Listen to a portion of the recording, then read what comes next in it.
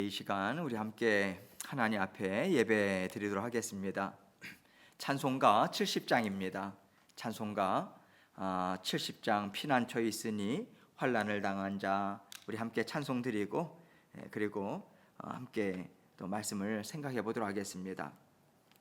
찬송가 70장입니다. 피난처 있으니 환난을 당한 자 이리 오라. 땅들이 변하고 물결이 일어나 산 위에 넘치되 두렵잖네. 이방이 떠들고 나라들 모여서 진동하나. 우리 주 목소리 한 번만 바라면 천하의 모든 것 망하겠네. 만유주 하나님 우리를 도우니 피난처요. 세상의 난리를 그치게 하시니 세상의 장검이 쓸데없네. 높으심 하나님 우리를 구하니 할렐루야. 괴로움이 심하고 환난이 극하나 피난처 되시는 주 하나님. 아멘. 기도하겠습니다. 날마다 살아계셔서 우리의 구원자 되시고 또 우리의 인도자 되시고 우리와 늘 함께하여 주시는 아버지 하나님 감사합니다.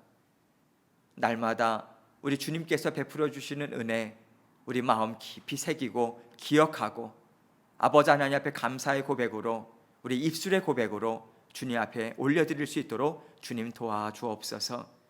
그래서 그 감사가 우리에게는 기쁨이 되고 하나님이 주시는 능력이 되어서 더욱더 큰 감사로 나아갈 수 있도록 아버지 하나님께서 날마다 우리의 생각과 또 우리의 마음과 우리의 삶을 붙잡아 주옵소서.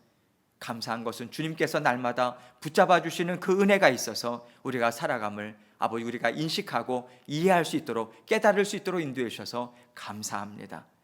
아버지 하나님 더욱더 아버지 하나님의 살아계신 아버지 하나님의 역사를 사모하고 기대하는 마음으로 하루하루의 삶을 잘 감당할 수 있도록 아버지 하나님께서 도와주시고 특별히 이 시기에 아버지 하나님 저희 각자와 또 가정과 모든 하는 일들 가운데 아버지 하나님 각별하신 하나님의 보호하심을 베풀어 주셔서 아버지 하나님 주님의 사랑하시는 자녀들이 아버지 하나님 안에서 참 보호와 평안과 기쁨과 즐거움을 맛보는 그러한 삶을 살아갈 수 있음을 아버지 하나님 세상 가운데 분명하게 나타내 보일 수 있도록 하나님께서 도우시고 함께하여 주옵소서. 아버지 하나님 오늘도 부족한 종 아버지 하나님의 말씀을 들고 섭니다.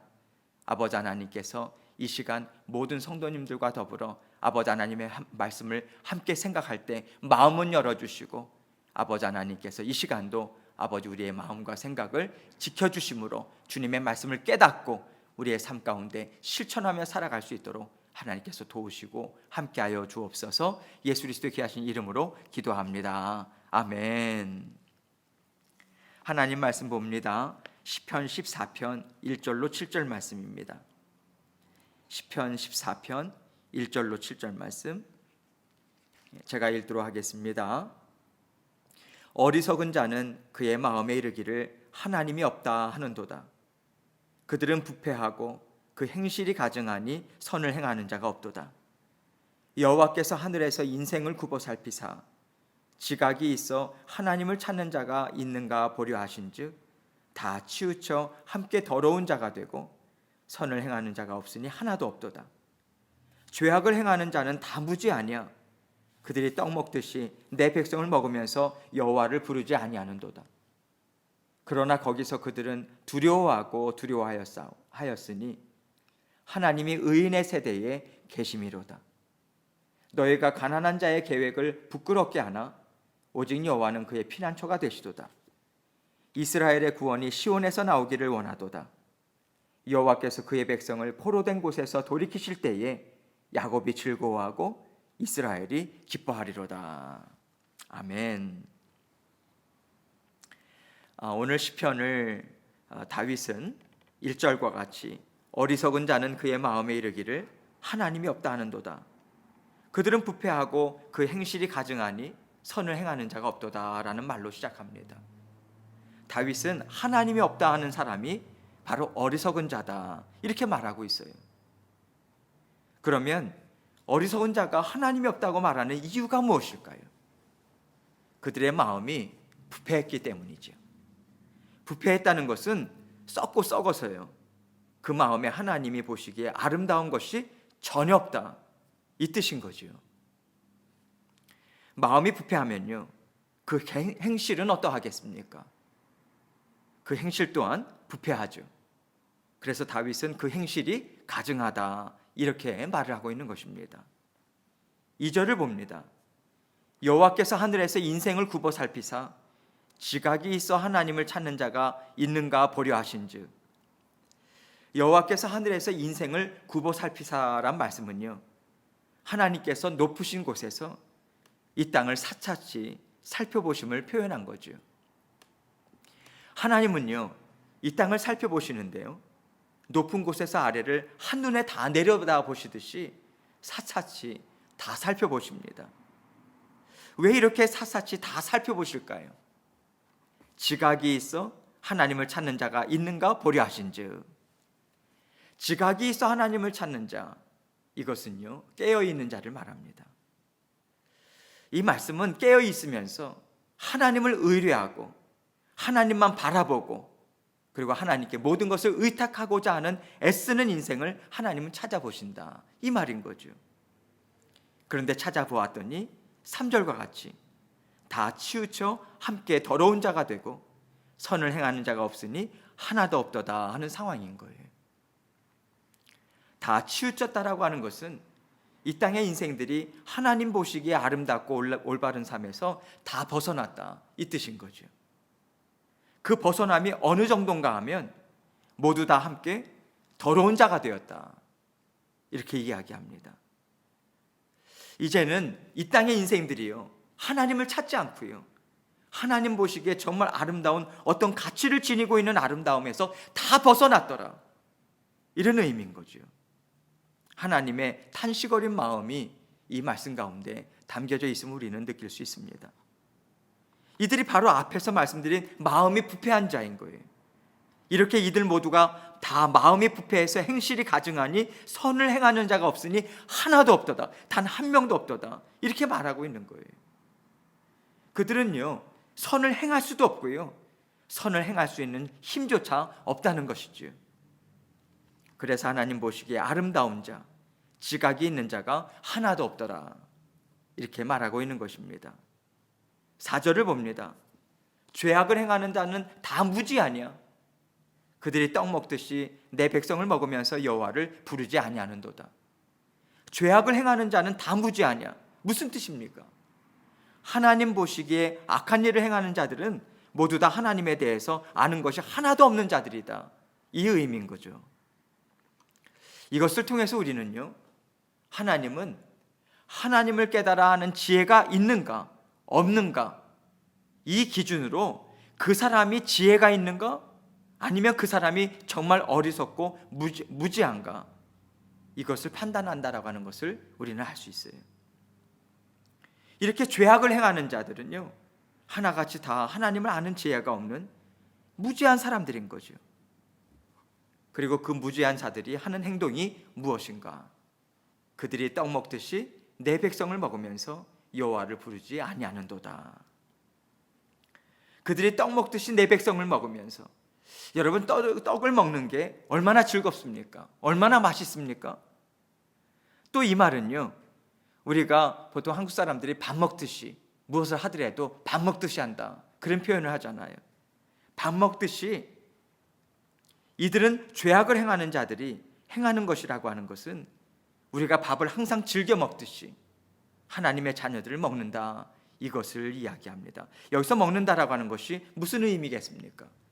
그들을 압제해요. 하나님의 백성들을 핍박해요. 계속해서 괴롭게 하고요, 두려워 떨게 하고요, 심지어 죽게 하는 거죠. 죽음의 자리까지 내모는 거죠. 이들은 여호와 하나님을 부르지 아니하는도다. 이렇게 악행을 저지르는 자들은 하나님을 찾지 않는다, 경외하지 않는다, 하나님의 말씀을 듣지 않는다, 이런 의미들이 다 들어있는 말씀인 거죠. 이제 5절을 봅니다.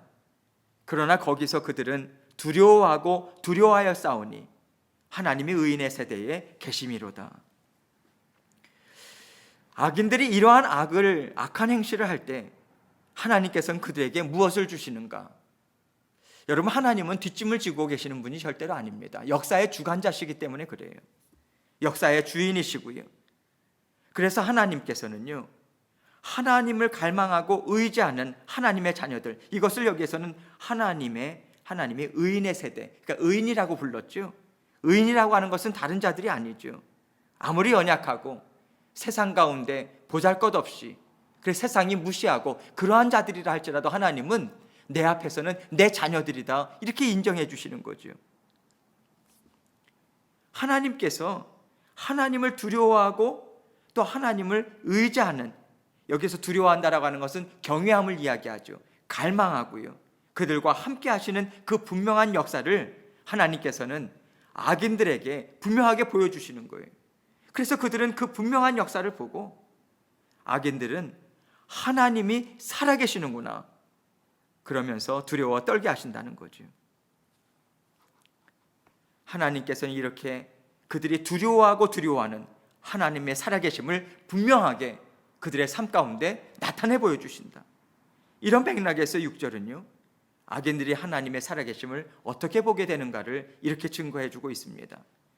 너희가 가난한 자의 계획을 부끄럽게 하나 오직 여호와는 그의 피난처가 되시도다. 여기 가난한 자라고 하는 것도요, 앞에서 이야기한 의인, 하나님을 의지하는, 하나님을 믿는 자녀들, 이것을 이야기합니다. 하나님은 악인들이 우습게 보고요, 압제하고 착취하고 죽이기까지 하였던 그 가난한 자, 하나님을 의지하는 자녀들 편에 서신다는 거죠. 하나님은 그들에게 피난처가 되신다. 하나님은 이렇게 하나님만 의지하는 자들의 피난처가 되어주시지, 부패하고 가증스러운 행실을 하는 자들의 피난처가 되어주시진 않으세요. 여러분, 이것을 우리들은 반드시 기억해야 합니다. 하나님은요, 그런 악인들이 두렵고 떨면서 몸을 감추고 피할 곳이 없도록 반드시 심판하십니다. 이것을 분명하게 이야기한 것이 요한계시록이고요, 마지막 날에 있을 모든 일들뿐만 아니라 이 의인의 세대 가운데 하나님께서는 항상 하나님을 찾는 자들 세대 가운데 항상 함께 하시는 거죠. 역사 일에 계속해서 하나님을 찾는 자녀들, 그래서 하나님께서는 공의의 하나님이시고요, 하나님은 하나님의 자녀들을 보호하시는 사랑의 하나님이신 거죠. 하나님은 하나님을 경외하고 하나님의 어떤 분인지를 알고 살아가는 자녀들에게는 하나님께서는 날마다 함께 해주시고요, 그래서 결국 그들에게는 이 두려운 날이 임하지 않습니다. 오직 하나님을 알지 못하고 하나님을 알기를 원치 않는 무지하고 깨어있지 못한 자들에게만 이 두려움의 때가 이르게 되는 거예요. 여러분, 하나님께서는 하나님의 자녀들을 끝까지 보호하시죠. 그래서 마지막 예수 그리스도께서 이 땅에 오신다라고 하는 것은 악인들에게 있어서는요, 그 죄가 분명하게 심판을 받는 그러한 영원한 형벌로 정말 선고가 되는 그러한 두려워하는 날이지만, 우리 믿는 자들은 그 날을 기대하고요. 왜 그렇습니까? 상을 받는 날이기 때문에 그렇죠. 상을 받습니다. 하나님의 인정하심을 받습니다. 하나님께서 영원히 함께 하신다라고 하는 사랑의 그 말씀을, 최종적인 그 말씀을 우리는 받는 자들이기 때문에 그 날을 우리는 두려움의 때로 기다리지 않습니다. 여러분, 하나님께서 왜 이 말씀을 하신 것일까요? 그러니 너희는 어떤 길을 선택할 것이냐? 깨어 있어라. 지각 있는 자가 되라. 이 말씀인 거죠. 그래서 하나님이 인생을 굽어 살피실 때 너가 정말 내 마음에 합한 자구나, 너가 나를 알고 나를 사랑하는구나, 그 하나님의 인정하심을 받는 삶을 살도록 애써라. 하나님은 그들에게 복을 주신다 하는 마음으로 이 말씀을 하고 계신 거예요. 여러분, 하나님의 인정하심을 받는 삶, 결국 우리는 그 삶은요 우리에게 자동적으로 주어지지 않아요. 믿음으로 애쓰는 삶이 있을 때 우리에게 있어서는 그 삶이 우리에게 열매로 다가오는 것입니다. 열매로 맺혀지는 것입니다. 하나님께서 믿음을 주셨어요. 하나님의 말씀을 주셨어요. 주님 믿습니다. 상황을 보지 않겠습니다. 상황은 어렵습니다. 상황 계속해서 나를 옥죄고 나를 힘들게 하는 상황이 계속해서 반복됩니다. 그러나 하나님은 나와 함께 하십니다. 저는 그것을 믿습니다. 하나님, 연약한 저의 믿음 주님께서 도와주실 줄 믿습니다. 살겠습니다. 살아내겠습니다. 이 마음으로 우리는 애를 쓰는 거예요. 그들에게 하나님은 복을 주시죠. 무슨 복입니까? 더욱더 하나님의 살아계심을 체험할 수 있는 힘과 능력을 주세요. 그 애쓰는 마음에 하나님께서 더욱더 굳건한 팔로 붙잡아 주시는 거예요. 이제 마지막 구절인 7절을 봅니다. 이스라엘의 구원이 시온에서 나오기를 원하도다. 여호와께서 그의 백성을 포로된 곳에서 돌이키실 때에 야곱이 즐거워하고 이스라엘이 기뻐하리로다. 하나님께서 하시는 일은 무엇입니까? 하나님을 찾고자 애쓰는 자녀들을 끌어당겨 주시는 거예요. 그래서 하나님을 더욱더 확실하게 알아가고요, 하나님을 섬기면서 살아가도록 그들을 인도해 주시는 거죠. 이것이 하나님께서 날마다 순간순간마다 하나님께서 하시는 일이에요. 또 하나님께서 하시는 일이 무엇입니까? 포로된 자, 갇혀있는 자, 눌려있는 자를 살려내시는 거예요. 하나님께서 날마다 하나님의 포로된 자, 여기서 포로된 자라고 하는 것, 갇혀있는 자라고 하는 것, 눌려있는 자라고 하는 것, 연약한 자를 이야기하죠. 하나님이 살아계시지만 그것을 미처 보지 못하고 그 연약한 심령 가운데 눌려 앉아있는 자들, 하나님께서는 그들을 구원해내시는, 날마다 일으켜 세우시고요, 그 두 손으로 붙잡아 일으켜 세우시는 그 일을 하시는 거죠. 하나님은요, 하나님을 찾는 자, 하나님과 함께 살아가고자 애쓰는 자, 그러나 눌리고 갇혀있는 자, 이들을 건져내기를 하나님은 참 기뻐하시는 우리 아버지 하나님이십니다. 그래서 우리는요, 하나님께서 우리와 함께 하시고요, 하나님이 우리의 주인 되어주심을 우리는 기뻐하고 즐거워해야 하는 거예요. 우리가 그것을 믿고 그 믿음의 눈을 가지고 하나님 앞에 감사하고 그렇게 우리는 살아가야 하는 것입니다. 여러분, 오늘도 이 기쁨을, 이 즐거움을 하나님께서 우리에게 주길 원하세요. 하나님께서 주시는 말씀, 그 가운데 하나님께서 다시 한번 우리에게 새롭게 오늘 이 말씀을 통해서 깨닫게 해주십니다. 하나님 앞에 나아가고자 하는 자를 하나님께서는 결코 외면하지 않으신다. 하나님은 기꺼이 도와주시고 이렇게 세워주신다. 능력을 주시더라. 그래서 하나님의 살아계심을 분명히 그들 심령 가운데 하나님께서는 보여주시고요, 이 세상 가운데 나타내는 삶을 하나님께서는 분명하게 드러내 주시더라. 그 우리의 아버지 하나님이시더라. 여러분, 그 사랑으로 오늘도 우리와 함께 하십니다. 믿는 믿음으로 오늘도 힘있게 주님과 동행하시는 저와 여러분 되시길 주님의 이름으로 축원합니다. 계속해서 주신 말씀 기억하고 오늘도 그 주님과 함께 힘있게 살겠습니다 고백하고 주님 앞에 도움을 의뢰하는 이 시간 되길 원합니다. 계속해서 통성으로 기도하도록 하겠습니다. 기도하시겠습니다.